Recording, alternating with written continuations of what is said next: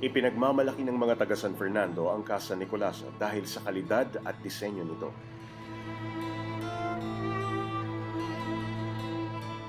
Itong bahay na ho na to, anong background na to? Kailan ba itinayo ito?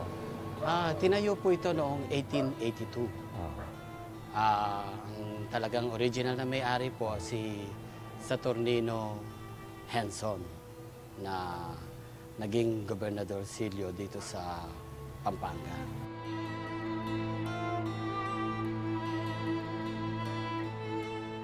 Isa ito sa mga 5 bahay na nakalista bilang Heritage House sa Registry ng National Historical Commission of the Philippines. Yung kasing architecture niya, it's a typical na bahay na bato. So, yun yung isa sa mga criteria sa pagpapalista ng mga ganitong uri ng bahay sa National Historical Commission of the Philippines in terms of its architectural at saka aesthetic value. Lagpas 1 siglo na ang edad ng bahay na ito, kaya inaasam nila na ma-restore ang kabuuan ng mismong estruktura.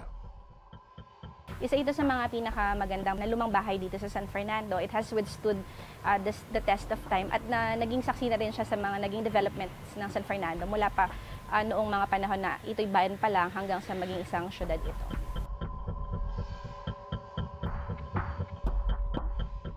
Noon po, so Gobernador Silio po yung may-ari talaga nito. No? So maraming taong nagpupunta dito. Tapos yung mga muebles po niya talagang antique noon. Ang naging problema lang po noon, yung nagkaroon ng pinatubo, naiwan yung bahay.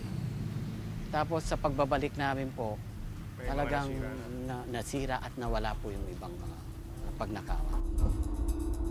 Noon, puro lampara lang, gano'n. Actually, yung mga nawalang chandelier, kandila ang pinagkakabitan. Wala rin yun, ninakaw din? Kung makikita niyo po, may mga old piano dyan. Kasi noong panahon ng Kastila, bibihira po sa mga babaeng Filipina na marunong mag-piano.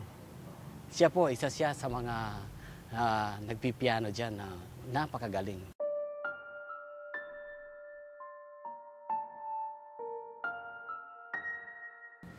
Hindi rin kaila sa kanila na may mga bali-balita tungkol sa pagpapakita ng imahe sa bintana. Meron kasi mga nakatira dito na caretaker. Sometimes they tell stories, gano'n na minsan daw may naririnig sila na nagpapiano sa bahay or something, no?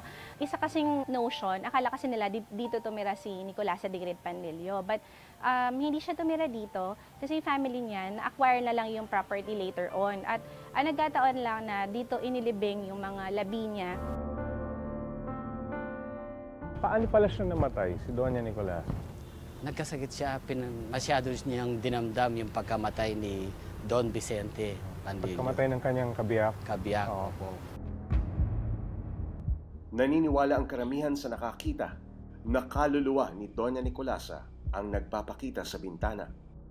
Tila nag-aabang sa pagbabalik ng asawang nawala na lang na parang bula nung panahon ng gyera. Sa kauna-unahang pagkakataon ng aming lockdown series, napagkasunduan ng grupo na ako ang kumausap sa nagpaparamdam. Yan. May tao po ba dito sa kwartong to?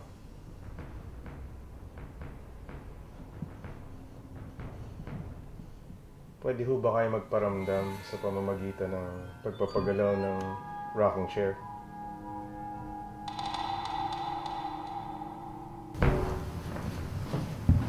Kanina po nagbuhat dito eh. Kahit anong palo, wala, no? Dito po may reading, di ba, na mataas? Umabot pa po ng 200. Pero nagtataka po kami.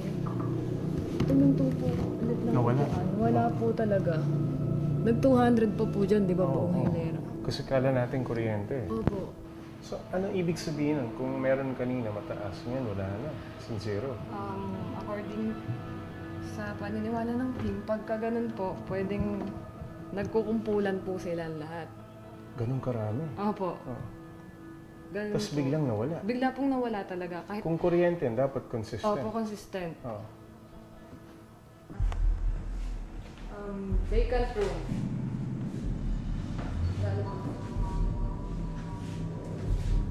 spike ba ba? Nag-1 dito, sir. Yan. Pwede ho ba kayo magparamdam? Nandito kami ngayon sa kwartong to. Narinig mo po yun? Window ba yan? Mahina. Oo. Parang tinap po, no? Try ko yan, ha? Hindi ko.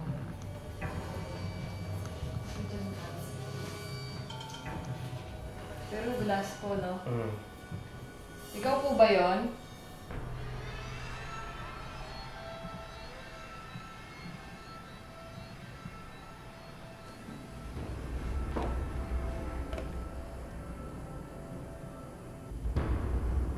Alam kong nandito ka kanina. Pwede ba gumawa ka pa ng tunog? Mas malakas pa sa ginawa mo nung una.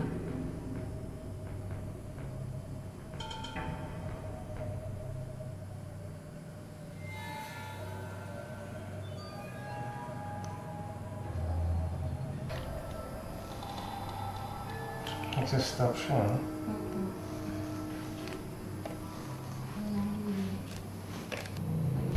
Para magiging.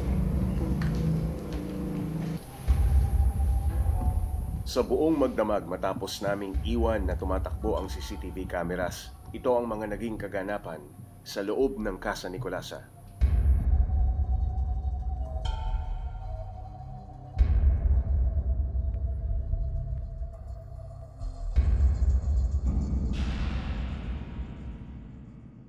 Ang mga ito na kaya ang ebidensya na aming hinahanap.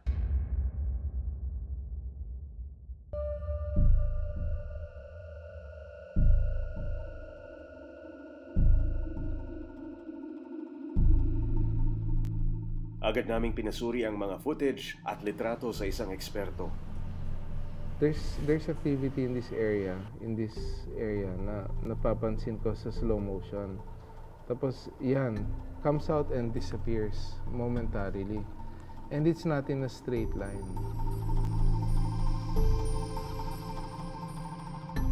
It really looks like a spirit orb. Doesn't look like a dust particle. You'll know if it's a spirit orb when it's more solid than dust. And then there's an aura. Probably about 90% na it's a spirit. It really acts like one, it looks like one. Even the screenshot, when we zoomed it in, the photo looks like a spirit. I see a face and maybe something pa here.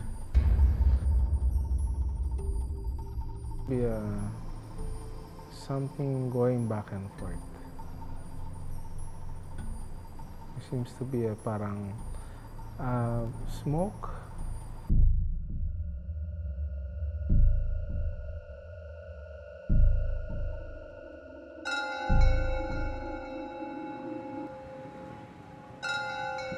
Ngunit hindi rin daw pwedeng ibaliwala ang posibleng epekto ng napakalaking tower na nasa likuran ng bahay.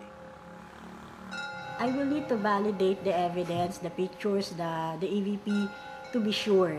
Kasi hindi ko naman inaalis din yung possibility na baka nag-hallucinate din ako. Kasi nga may high source sa PMF. So I want to validate. Sa kabila ng mga pagpapakita at pagpaparamdam umano ng kaluluwa ng isang maituturing na bayani na may mabuting puso na minsay na malagi sa bahay na ito, muli kong inikutan sa huling pagkakataon ang 4 na sulok ng Casa Nicolasa. Hindi na para hanapin pa ang mga kasagutan sa misteryosong pagpaparamdam ni Doña Nicolasa, kundi para sariwain ang kahangahangang naging papel na ginampanan niya noong panahon ng digmaan at ang kahalagahan nito sa kanyang mga kababayan sa San Fernando at sariling pamilya. Marahil sa pamamagitan ng Casa Nicolasa, mananatiling buhay at mas higit na mararamdaman ang mga makabuluhang alaala na kanyang kontribusyon sa kasaysayan para sa ngayon at sa mga darating pang panahon. Magandang gabi po sa inyong lahat. Ako po si Jay Taruk at ito ang Eyewitness.